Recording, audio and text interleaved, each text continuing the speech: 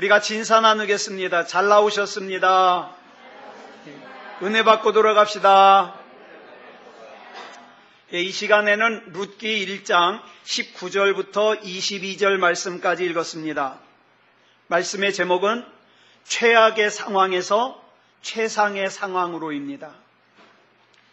본문 1절을 보면 이 룻기의 시대적인 배경을 사사들이 치리하던 때라고 기록하고 있습니다. 즉 사사시대입니다. 사사시대는 어떤 시대냐? 사사기에 2번이나 기록하기를 이스라엘의 왕이 없었으므로 사람마다 자기 소견에 옳은 대로 행하였던 시대예요. 그러니까 이 사람들이 하나님을 알기는 알아요. 하나님을 믿기는 믿어요. 예배는 드리기는 드려요. 기도도 합니다. 그런데 언제나 중요한 결정을 하고 중요한 선택을 해야 될 때는 자기 소견에 옳은 대로 결정해요. 이게 사사시대예요. 그런데 이 사사시대에 다른 사람들은 다 그렇게 살아도 다르게 살기를 하나님이 기대하셨던 한 가정이 나옵니다. 다른 사람들은 다 그렇게 살아도 너희는 그렇게 살면 안 돼. 하나님이 기대하셨던 가정. 왜냐하면 이 가정에는 하나님의 섭리가 담겨져 있어요. 하나님의 뜻이 담겨져 있어요. 이 가정에서 왕 중의 왕인 다윗이 태어날 거예요. 그리고 메시아이신 예수 그리스도께서 태어나실 거예요.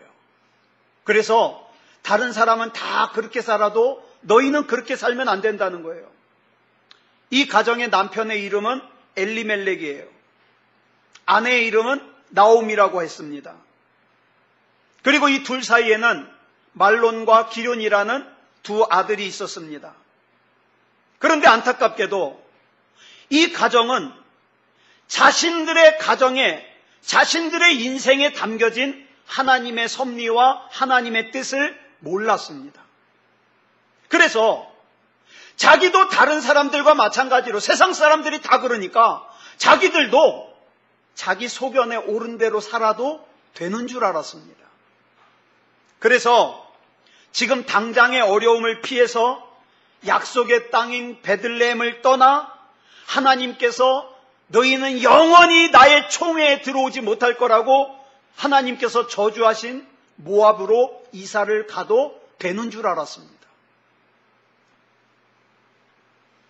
그러나 여러분, 저와 여러분이 반드시 기억해야 될 것은 이 하나님의 섭리와 하나님의 뜻이 담겨져서 하나님께서 주목하시는, 너희는 다른 사람들과 똑같이 살면 안 되라고 하나님이 주목하시는 이 가정은 아무리 힘들어도 아무리 어려워도 약속의 땅인 베들레헴을 절대로 떠나면 안 되었습니다.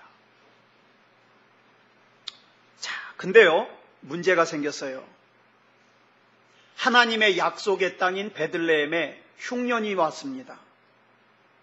근데 공교롭게도 이 베들레헴에서 130km 정도 떨어져 있는 모압 지방에는요, 모압 나라에는 하나님이 저주하신 땅인 모압에는 풍년이 왔어요.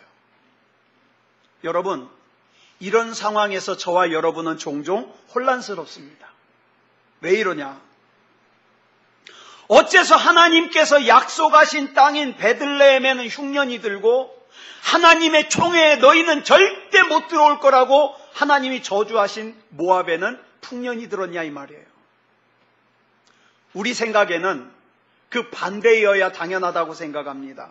쉽게 말해서 신앙생활을 잘하는 사람은 어려움을 당하지 않아야 되고 신앙생활을 잘 못하는 사람은 어려움을 당하는 것이 당연하다고 생각합니다.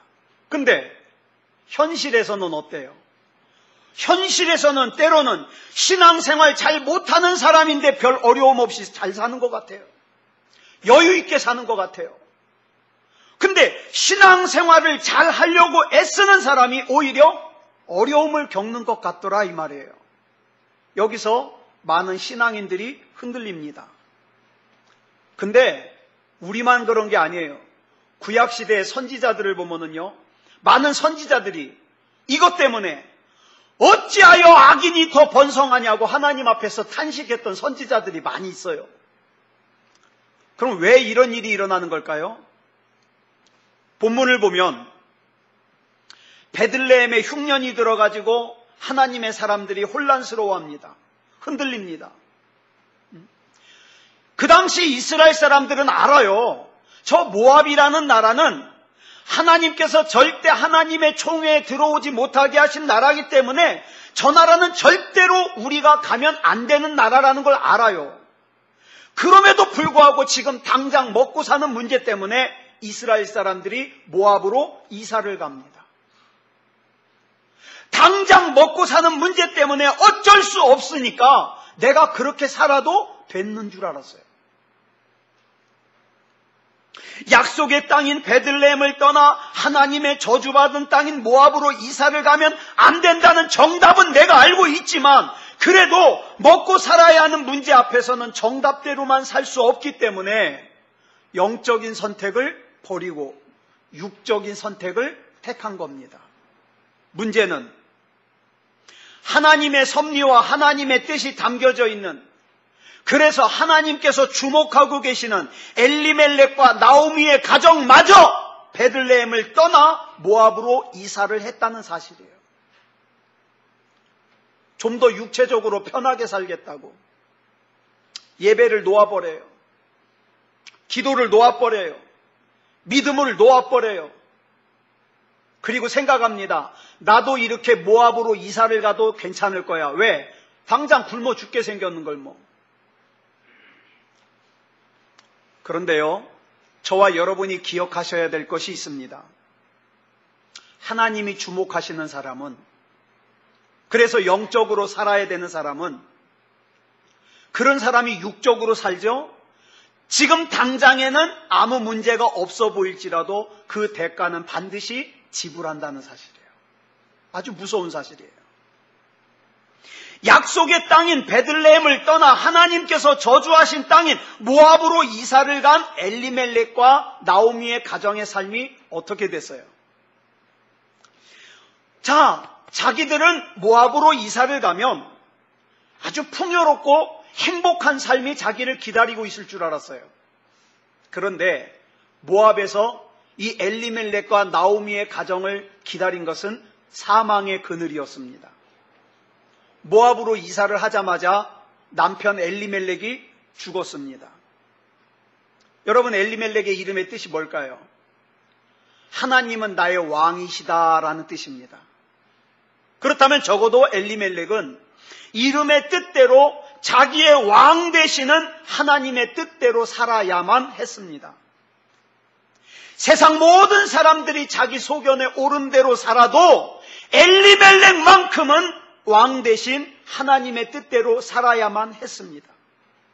그런데 다른 사람들이 다 모압으로 이사를 가니까 엘리멜렉이 자기도 소견에 옳은 대로 자기 마음대로 그렇게 살아도 되는 줄 알고 모압으로 이사를 갔어요. 그리고 모압에서 죽고 말았습니다. 자, 이렇게 모압에서 남편이요 아버지인 엘리멜렉이 죽었으면 어떻게 해야 돼요? 빨리 깨닫고 베들레헴으로 돌아가야 되는데 안타깝게도 나오미는 엘리멜렉 자기 남편이 죽은 것은 우연일 거라고 생각해가지고 어떡합니까? 그 모압에서 10년을 더 삽니다. 10년을. 그 10년을 버티는 동안에 어떻게 됐어요? 자기의 두 아들 말론과 기련도 죽고 말았습니다. 여러분, 우리가 이 땅을 살면서 하나님께서 저와 여러분에게 작은 사인을 주실 때가 있어요. 그 작은 사인을 주시면 나는 누구인가? 나는 누구이어야 되는가? 나는 어떻게 살아야 되는 사람인가를 빨리 깨닫고 돌아와야 돼요. 그래서 찬송가 527장을 보면 뭐라고 찬송하고 있어요? 우리 두 절만 불러볼까요? 시작. 어서 돌아오,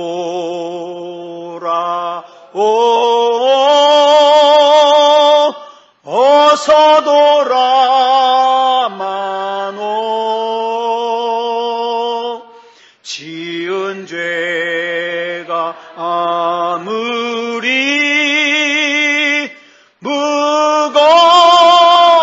그 길로 주 어찌 못 감당하고 못 받으시리요. 우리 주의 넓은 가슴은 하늘보다 넓어. 어서 돌아오, 어서 돌아오, 어서 돌아마노.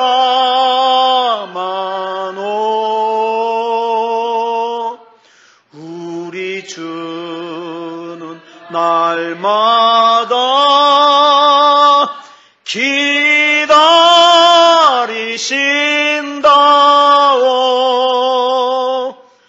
밤마다 문 열어놓고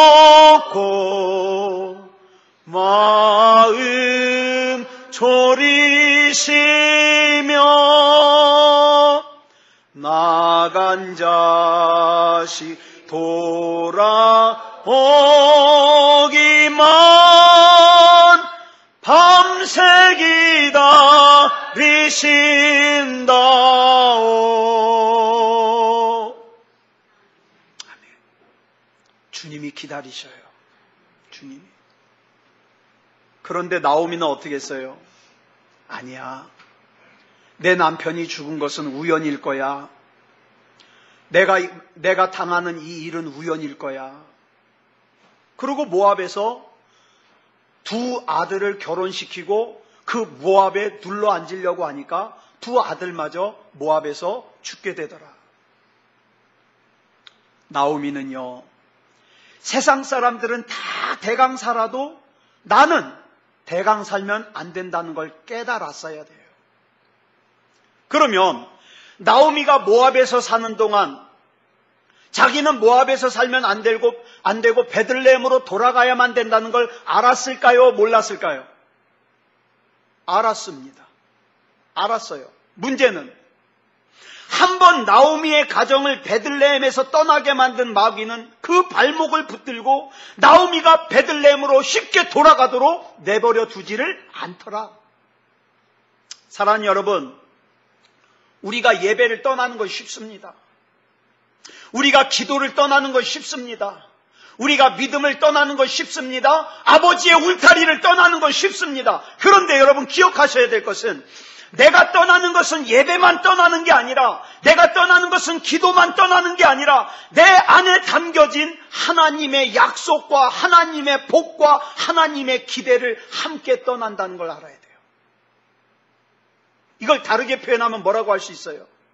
내 안에 담겨진 하나님의 약속과 하나님의 복과 하나님의 기대를 악한 마귀에게 빼앗기는 거예요. 너무 많은 사람들이 이 소중한 하나님의 약속과 하나님의 복과 하나님의 기대를 빼앗긴 채로 살고 있습니다.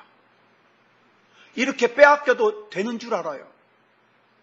여러분, 아브라함이 갈대아 우르에서 나와 아브라함이 되었는데, 아브라함이 되는 것도 중요하지만 그것보다 더 중요한 게 뭔지 아세요? 아브라함이 아브라함답게 사는 게 더 중요한 거예요. 시몬이 베드로가 된 것도 중요하지만 더 중요한 것은 베드로가 베드로답게 사는 거예요. 사울이 바울이 되는 것도 중요하지만 더 중요한 것은 바울이 바울답게 사는 거예요. 어쩌면 지금 하나님의 뜻을 깨닫고 영적인 선택을 하려고 하는데 자꾸 영적인 선택을 하려는 발목을 잡고 육적인 선택으로 끌고 가는 게 있습니까?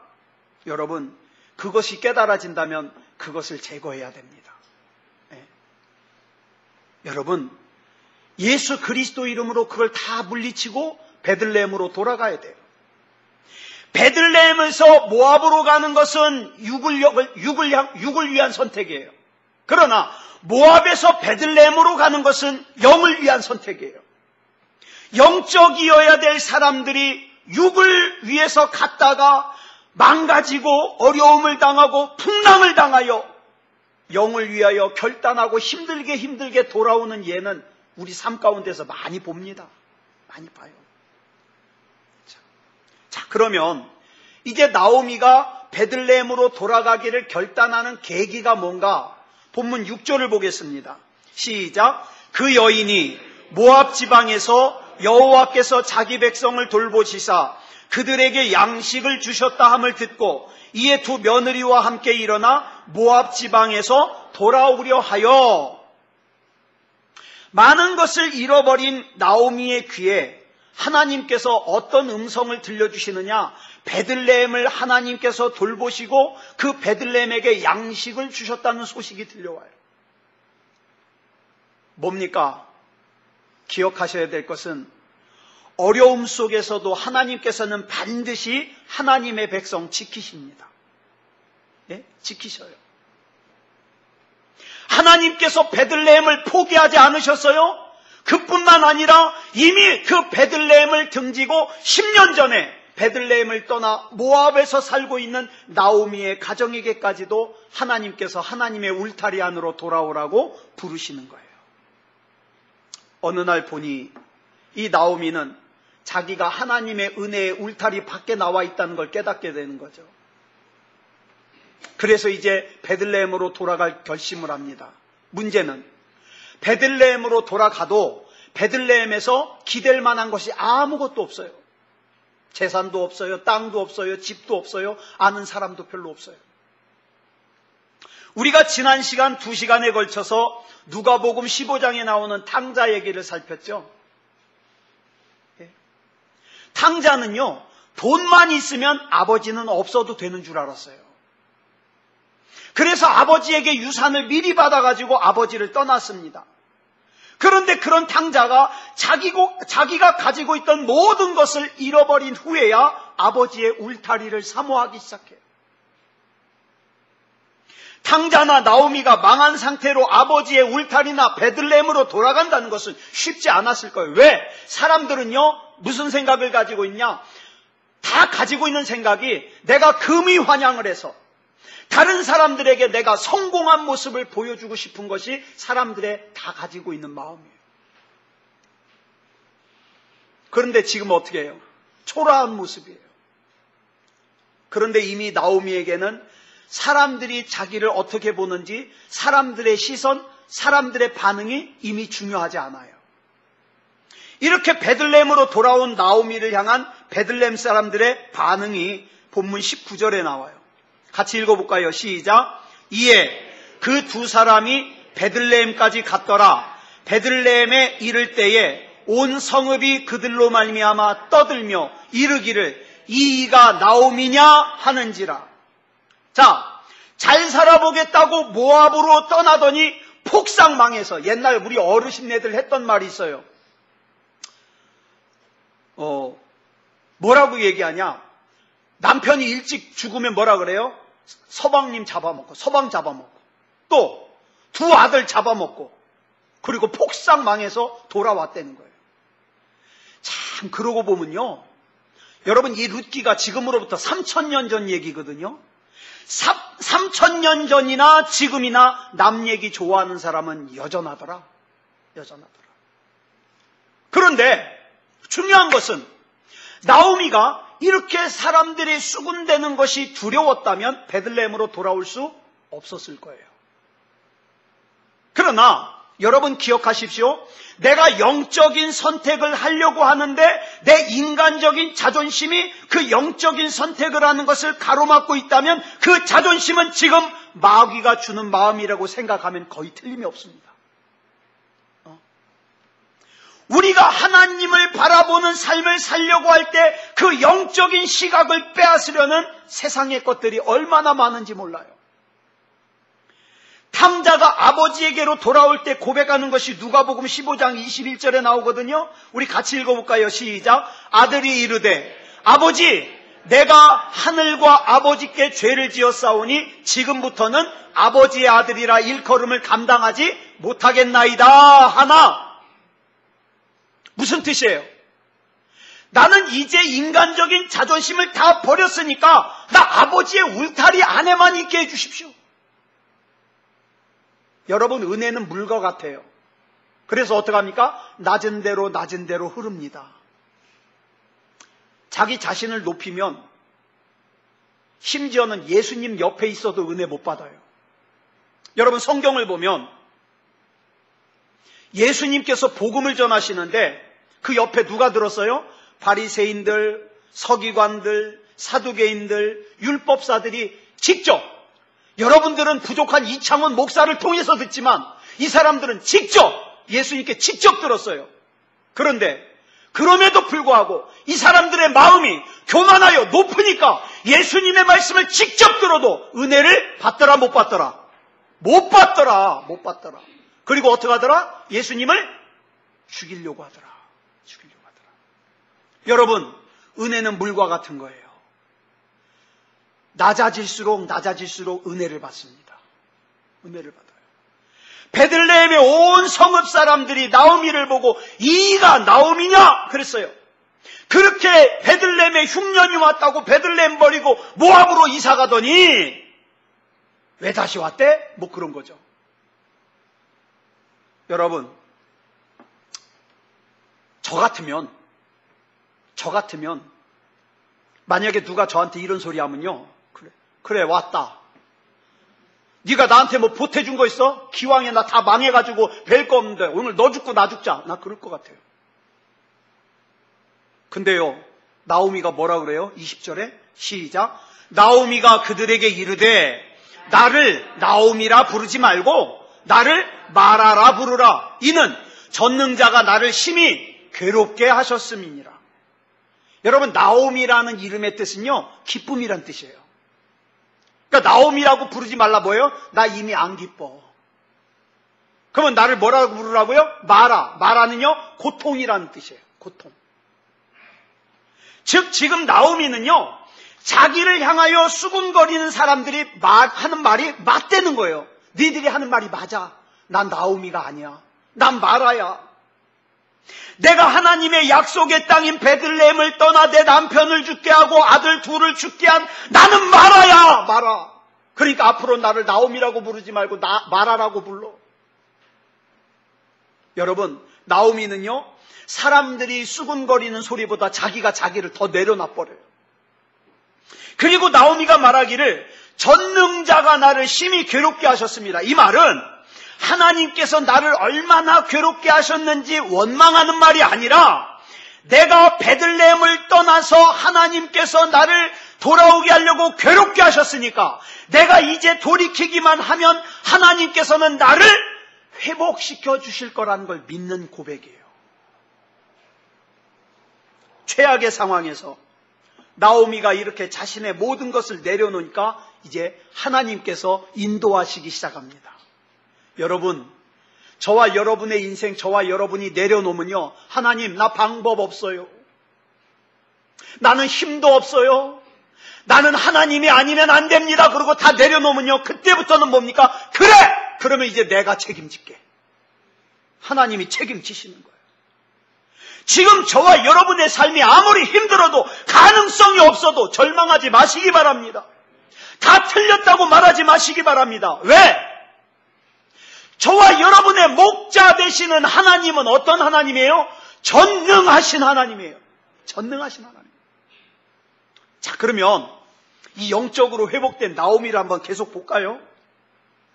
자, 먹고 살기 위해서 모압으로 갔던 나오미가 베들레헴으로 돌아오니까, 자, 베들레헴에 땅이 많아서 돌아왔죠? 베들레헴에 숨겨놓은 보물이 있어서 돌아왔죠? 아니요. 나오미는요, 베들레헴에 아무것도 없어요. 아니, 어찌 보면 오히려 육체적으로 사는 거는 그래도 모압이 날지도 몰라요.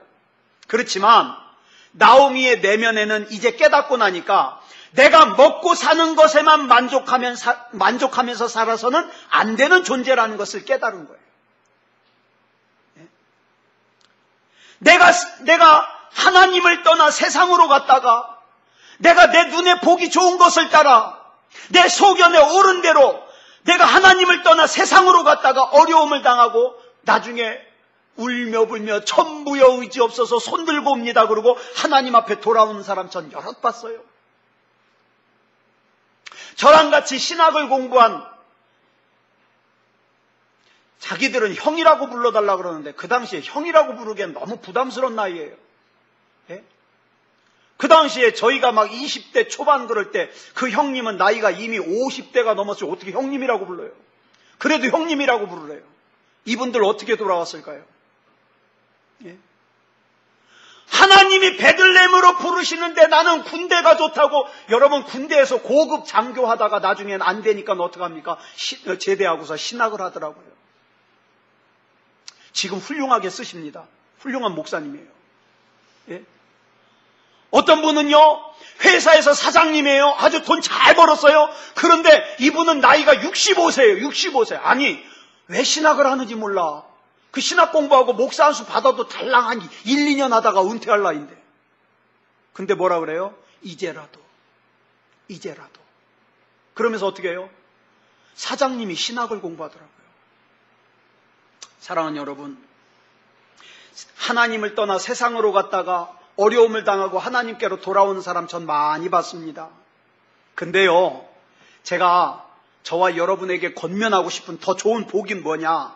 자, 따라하겠습니다. 어려움을 당하지 않아도 내가 먹고 사는 일에만 매여 있을 수 없다는 것을 깨닫는 복된 사람이 되자. 어려운 일을 당해야만 깨닫는 사람은 그래도 복 있는 사람이지만 그다지. 어려운 일 당하지 않아도 내가 이렇게 살면 안 된다는 것을 깨닫고 베들레헴으로 하나님께로 아버지의 울타리로 돌아갈 수 있는 사람, 진짜 복 있는 사람. 그러므로 우리의 선택의 기준은 언제나 하나님이 되어야 됩니다. 내가 여기에 살면 하나님께 영광이 될까? 내가 여기에 취직을 하면 하나님께 영광이 될까? 내가 이 사람과 결혼을 하면 하나님께 영광이 될까? 이런 기준이 바로 뭐예요? 영적인 선택이에요. 이런 영적인 선택이 아니라 자기 마음대로 선택을 하면 나중에 그 결과도 자기가 책임을 져야 돼요. 하나님의 뜻대로 영적인 선택을 하면 하나님이 책임을 지셔요. 이스라엘 백성들이 애굽에서 나온 후 애굽이 별것도 아니라는 걸 깨닫기까지 몇 년 걸렸다? 40년 걸렸다. 그래서 이것을 깨닫기 전에는 어떡합니까? 툭하면 어려움을 만나면 애굽으로 돌아가재요. 모세를 돌로 치려고 그래요. 사랑하는 여러분, 우리가 신앙생활하면서 육체적인 선택을 떠나기가 이렇게 어려워요. 예배 드릴 때는 잘 선택할 수 있을 것 같아요. 근데 예배를 떠나고 나면 왜 자꾸 나는 육체적인 선택을 하게 되는지 쉽지 않습니다. 자, 그러면 이렇게 어려운 선택을 했으면, 이 베들레헴으로 돌아가기를 결단을 했으면 이 나오미의 길이 열려야 되지 않습니까? 그런데요, 지금 나오미 앞에 어떤 일이 기다리고 있냐? 베들레헴으로 돌아가는 길도 막막하고 거기 가서 살 길도 막막하고. 우리가 이런 생각해요. 하나님, 내가 하나님 원하시는 대로 결정했잖아요. 그러면 하나님이 책임져 주셔야 되잖아요. 맞아요. 책임지십니다. 그런데 지금 당장 내 인간적인 눈으로 볼 때는 막막해요. 그러니까 믿음이 없는 사람은 어떡합니까? 내가 막막하니까, 보기에 막막하니까 선택을 돌려요. 아니야, 내가 잘못 생각했어. 내가 미쳤지. 아니야, 난 아직 육체적이어야 돼. 육체적인 선택은 눈에 보이는 것을 따라가기 때문에 계산하기도 쉽고 그다지 갈등이 없어요. 그런데 영적인 선택은 눈에 보이지도 않아요. 귀에 들리지도 않아요. 내 손에 잡히지도 않아요. 막막하게 막연하게 따라가야 돼요. 그러니까 불안한 거예요. 지금 현재 나오미가 베들레헴으로 돌아가면 고생이 끝나는 게 아니라 살 방법이 없어요. 막막해요. 그래서 며느리인 룻과 같이 나오미가 뭐라고 얘기하는지 아세요? 우리 베들레헴으로 돌아가서 남의 밭에서 추수하고 나면 그 추수한 밭에 떨어지는 이삭들이 있는데 우리 그거 주워 먹고 살자. 그러고 가고 있어요. 무슨 뜻입니까? 우리가 비록 먹고 사는 일로 육체가 힘들어도 우리는 뭐 선택하자? 믿음 선택하자. 어떤 사람은 이렇게 얘기합니다. 돈 많이 벌어놓고 내가 예수 잘 믿을게요. 내가 자식 다 키워놓고 예수 잘 믿을게요. 내가 노후 대책 다 해놓고 예수 잘 믿을게요. 세상에서 은퇴하면 예수 잘 믿을게요. 신앙생활 나중에 잘하겠다 그러는데 신앙생활 그렇게 하는 거 아니에요. 하나님은 지금 저와 여러분에게 주시고 싶은 게 있는데 왜 그거 받을 그릇을 나중으로 미루냐 이 말이에요. 답답하게. 하나님께서는 지금 저와 여러분의 가정에 담아주고 싶은 게 있어요. 쓰시고 싶은 게 있어요. 그러니까 지금 당장 안 보여도 하나님 내가 벼이삭을 주워 먹어도 나 하나님 뜻대로 살고 싶어요. 그러고 가야 되잖아요. 물론 베들레헴으로 간다 그래서 지금 집이 있는 거 아니에요. 일할 직장이 있는 것도 아니에요. 믿음으로 가는 거예요. 걱정 안 되는 거 아닙니다. 걱정됩니다. 그래서 믿음의 선배들이 이런 찬양 부르면서 갔잖아요. 시작. 내일 일은 난 몰라요. 하루하루 살아요. 불행이나 요행함도 내 뜻대로 못해요. 험한 이 길 가고 가도 끝은 없고 고뇌요. 주님 예수 팔레미사 내 손 잡아 주소. 아멘. 내일 일은 난 몰라요. 장래일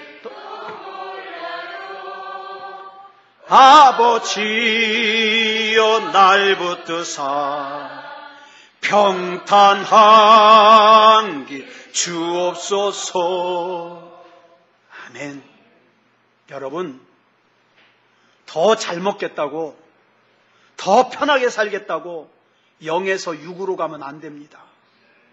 근데 우리가 전에 히브리서를 살펴보면서 제가 이런 말씀 드린 기억이 있어요.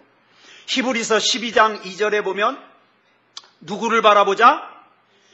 믿음의 주요 또 온전하게 하시는 인 예수를 바라보자. 우리가 믿는 예수님은 어떤 분이다? 믿음의 주다. 근데 이게 또 어떻게 해석이 된다 그랬죠? 믿음의 저자. 저자가 뭐예요? 책 쓰는 사람. 그죠? 믿음의 저자. 이렇게 해석된다 그랬어요. 우리 인생의 저자이신 예수님께서 지금도 저와 여러분의 인생을 쓰고 계셔요. 쓰고 계셔요. 응? 우리 인생의 저자이신 하나님께서 아무런 대책도 없이 믿음으로 베들레헴으로 돌아오는 나오미와 룻을 위해서 뭘 쓰셨어요? 이 두 사람이 돌아와서 이삭을 주워 먹어야 될 밭을 쓰셨어요. 또 뭘 쓰셨어요? 이 나오미에게 아들이 되어주고 룻에게 남편이 되어줄 보아스를 하나님이 미리 준비하시고 쓰셨어요. 여러분, 저와 여러분이 믿음 안에 서 있기만 하면 우리 인생의 저자이신 하나님께서는 저와 여러분 책임지고 쓰십니다. 쓰셔요. 왜 미리 계산하고 모압으로 가려 그래요? 왜 미리 계산하고? 아무리 힘들어도 하나님의 울타리 안에 있는 사람 결국 승리합니다. 이걸 잘 아는 마귀는 어떻게 해서든지 우리를 믿음의 울타리에서, 하나님의 울타리에서 끄집어내려고 그래요. 그래가지고 영적이어야 될 사람을 육적인 데서 자꾸 헤매게 만들려고 그래요. 우리 기억하시자고요. 따라하겠습니다. 광야에 길을 내시는 하나님, 사막에 강이 흐르게 하신 하나님, 그 하나님이 저와 여러분의 하나님이셔요. 자녀의 미래가 걱정되십니까? 여러분 노후가 걱정되세요? 걱정하지 말고 믿음의 발걸음을 내디디시기 바랍니다. 우리 하나님께서 이사야 41장 10절에서 이렇게 말씀하세요. 시작. 두려워하지 말라. 내가 너와 함께함이라. 놀라지 말라. 나는 내 하나님이 됨이라. 내가 너를 굳세게 하리라. 참으로 너를 도와주리라. 참으로 나의 의로운 오른손으로 너를 붙들리라. 아멘. 이 하나님을 믿으시기 바랍니다. 저와 여러분의 믿음이 진짜 믿음이기만 하면 하나님이 책임지십니다. 다시 한번 강조합니다. 교회 다니는 사람만 되지 마십시오. 교회 다니는 사람이 문제가 아니라 하나님을 믿는 믿음을 가진 사람, 진짜 믿음을 가진 사람, 그래서 믿음의 주요 온전하게 하시는 예수님께서 저와 여러분의 인생을 쓰실 수 있는 사람, 그런 사람이 능력 있는 사람입니다. 그 능력 있는 저와 여러분이 되기를 그리스도 예수님의 이름으로 축복합니다. 기도하겠습니다. 사랑의 하나님, 은혜를 감사합니다. 오늘 이 시간에도 하나님이 불러주시고 하나님의 말씀을 나누었습니다. 때로는 내가 처한 상황이 최악의 상황이라고 생각돼서 꿈도 잃어버리고 기도도 잃어버리고 그냥 되는 대로 사는 그런 삶을 살 때가 있었습니다. 그러나 하나님, 우리의 믿음의 주요 온전하게 하시는 하나님께서 지금 이 시간에도 우리의 인생을 새롭게 쓰고 계심을 믿습니다. 나는 그저 믿음 안에 있을 뿐이고 나는 하나님 앞에 내 인생을 맡길 뿐이었더니 하나님께서 책임지셔서 아름답게 사용하실 줄 믿습니다. 하나님, 믿음다운 믿음이게 하여 주시옵소서. 단지 교회만 왔다 갔다 하는 것이 아니라 하나님을 진짜 믿는 진짜 믿음이게 하여 주셔서 하나님이 사용하시기에 편한 우리가 되게 해 주시옵소서. 하나님께서 책임져 주실 줄 믿사오며 그리스도 예수님의 이름으로 간절히 기도드려 싸움나이다. 아멘.